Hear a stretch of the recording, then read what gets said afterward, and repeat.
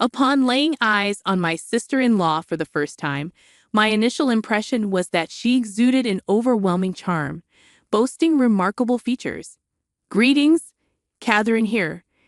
Pleasure to meet you," she chimed in with an air of sophistication. Despite my initial desire to form a connection with her, that sentiment rapidly dissipated in the ensuing moment. "Who's this elderly lady? Is she my brother's wife's mom?" The ambience took a turn for the tense when my sister-in-law not only cut short my salutations, but also dubbed me an old lady. From that day forward, my days took a turn for the nightmarish. "My name is Catherine Johnson, a mundane 30-year-old housewife. 4 years ago, I was a career-oriented woman, immersed in my professional endeavors. No need to brag. But my popularity at the office was undeniable. I garnered accomplishments, admiration from subordinates, superiors, and clients alike. My husband, Bob, was among those who admired me. Our friendship blossomed from business meetings, sparked at a party hosted by Bob's company. He wanted to verify the rumors about me firsthand and decided to join a business meeting. Initially skeptical, he fell for my robust core and way of life. He believed I was the one for him. When I learned about Bob's determination to win my affection, I found it endearing, like something out of a high school romance. Little did I confess, I have a secret crush on him too. Bob's striking features and popularity among women made him my type. After numerous dates, we married, and our married life was an idyllic journey. Each morning, as I prepared breakfast, Bob would wake with a gentle smile, uttering a warm good morning and enveloping me in a hug. It became a cherished daily ritual. Despite his older age, his childlike behavior stirred my maternal instincts. Furthermore, Bob and I never quarreled. He remained unfazed even when I accidentally broke a cherished plate. His concern was more for me than the broken piece. His kindness never ceases to amaze me. Both of us yearned for a child, prompting me to leave my job to focus on starting a family. A child born of Bob and me was destined to be adorable. I found myself immersed in constant contemplation of names, especially if we were blessed with a girl. Time swiftly passed, and this year marked our third anniversary. Although we hadn't been blessed with a child, our happiness remained intact, save for one aspect: Bob's family home. Bob's mother and younger sister occupied his family home, as his father had succumbed to cancer before our marriage. His mother, always cheerful, had been exceptionally kind to me. I attributed Bob's kindness to his mother. However, his sister was an entirely different story, and my dislike for her traced back to the time of our first meeting. Reflecting on that introduction, my initial impression of her was of a charming person with striking features akin to Bob. Fleetingly, I entertained the notion of getting along with her, but that sentiment dissipated instantly. "Nice to meet you. I'm Catherine," I greeted upon our first encounter. However, she promptly interrupted, disdainfully questioning, "Who's this old lady? Is she my brother's wife's mom?" The atmosphere turned icy when she labeled me an old lady, and my attempts at cordiality were met with cold indifference. My sister-in-law didn't bother reciprocating the greeting, prompting Bob to step in with a sarcastic introduction. Her response was one of feigned surprise, questioning my age with a condescending tone. 27? No way. Seriously, that's hilarious. I thought you were like 50. You really look old. Her comments were outrageously out of line, leaving me genuinely questioning her relation to Bob. She unabashedly scrutinized me from head to toe, making snide remarks about my appearance.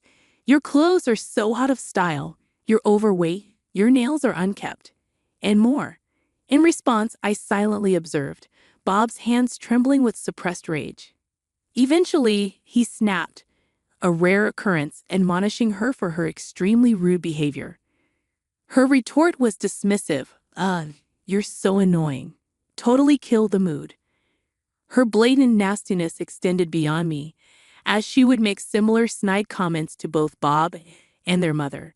Despite enduring her behavior for years, Bob and his mother apologized to me for her unwarranted actions. Later on, despite them not being at fault, they continued to apologize. I felt sympathy for them, Yet anger simmered towards my sister-in-law for her hurtful remarks to her own family. To minimize contact, I decided to cease visiting Bob's family home. Information about my sister-in-law trickled through their mother, but she hadn't caused any harm directly, so I continued living my life peacefully. However, a single incident shattered my content daily routine. Bob's mother approached us with a favor. She planned to move to a senior housing facility with assistance in 6 months due to a back injury.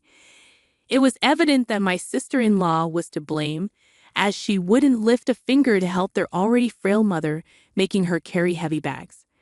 Despite the mother's deteriorating health, she wouldn't kick out her daughter, a testament to a mother's boundless love. Although I was willing to support the mother, the catch was living with the sister-in-law, a prospect I dreaded. Unfortunately, for the sake of the mother's health, I reluctantly accepted that the sister-in-law would come with the package. As anticipated, living together became a nightmare from morning till night. My sister-in-law spewed venom, especially towards me. Criticizing my cooking, she'd declare, "This tastes so bad.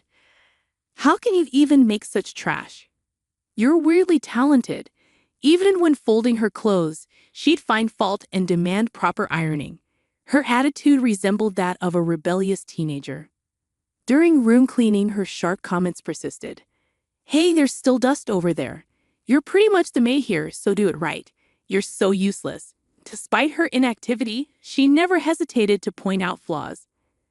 I silently yearned for an escape from this hell. As I continued cleaning, she added insults about Bob's apparent inability to manage household chores, suggesting we should have a child. Infuriated, I couldn't let that comment slide, breaking my silence.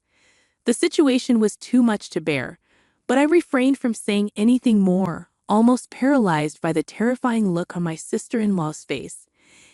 It felt as if she regarded me with utter disgust, and the pressure was so intense that I involuntarily looked down, overwhelmed with fear and a sense of impending doom.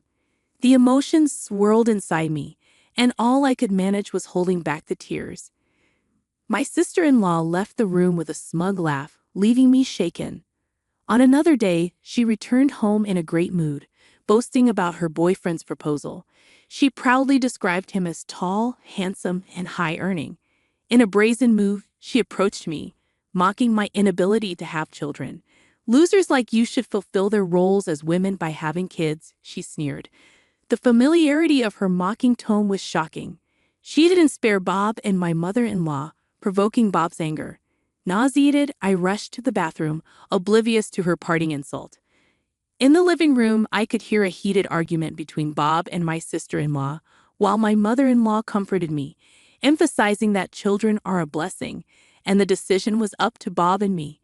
With tears in her eyes, she tried to provide solace, expressing her hope that my sister-in-law would marry and leave as soon as possible.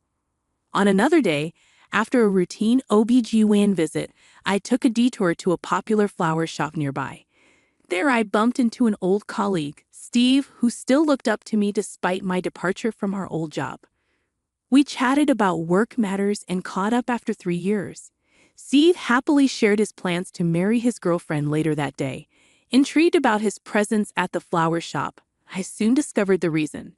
Steve handed me a bouquet of baby's breath, explaining that its meaning was gratitude and happiness. He expressed his gratitude for our past interactions and hoped I'd continue to be there for him. Touched by his warmth, I hurried home, eager to share this uplifting encounter with my husband. Upon reaching home, I found my sister-in-law absent. Seizing the moment, I placed the baby's breath in a vase and, with my mother-in-law, prepared dinner, grateful for the unexpected joy brought by a simple bouquet. The peaceful and joyful atmosphere prevailed with my sister-in-law gone, allowing my mother-in-law and me some quality time watching her favorite TV show. That night, I shared the day's events with my husband, and we went to bed with smiles on our faces. However, the next morning, my sister-in-law returned home with a bouquet of roses, which she casually threw at me, instructing me to put them in a vase before retiring to her room. As I tried to put the bouquet in a vase, I realized most flowers were broken or torn, likely mishandled by my sister-in-law. She later approached, declaring her plans to bring her boyfriend over on Saturday and instructing me to dress decently. Her condescending remarks irked me, but the thought of her imminent departure provided some relief. On the scheduled day, Bob and I were out shopping as per my sister-in-law's request. When we returned, the living room buzzed with activity. Upon greeting them, my sister-in-law glared at me, and accidental eye contact with her fiancé resulted in her disapproval. She snapped at me, asking to refresh the tea. As I served tea, she continued her taunts, deliberately spilling the freshly poured beverage on the floor. Bob and I quickly cleaned up, but the atmosphere remained tense. Even her fiancé tried to defend me, but my sister-in-law dismissed him, claiming I was just the maid. The tension escalated, and her fiancé uttered the unexpected, "Let's break up." It turned out he was Steve, my old colleague, and the roses she brought home were the ones he had gifted me just days ago. Steve exposed my sister-in-law's lies, revealing his respect for me and apologizing for the baby's breath flower comment. The room fell into disappointment, with my husband glaring at my sister-in-law. In her panic, she desperately sought support from me, pulling on my collar. I firmly shook off her hand, refusing to tolerate her snide remarks any longer. After enduring my sister-in-law's relentless bullying, I finally let my emotions loose. I firmly told her not to come to me for help after all she had done. In a surprising turn, I revealed that it wasn't me who had fertility issues but Bob. He had overcome male infertility, and I was carrying our baby. Enraged at my sister-in-law's comments, Bob demanded an immediate apology and poured tea over her head. For the first time, my sister-in-law was startled and fell on her butt as Bob recounted the truth. Seeking support, she clung to my mother-in-law, but even she had reached her limit. My mother-in-law abandoned her daughter, declaring her the worst and ungrateful. As my sister-in-law ran to her room crying, Steve said he would contact us later and left the house. My mother-in-law hugged me, acknowledging the challenges I had endured, and cried with joy upon learning about my pregnancy.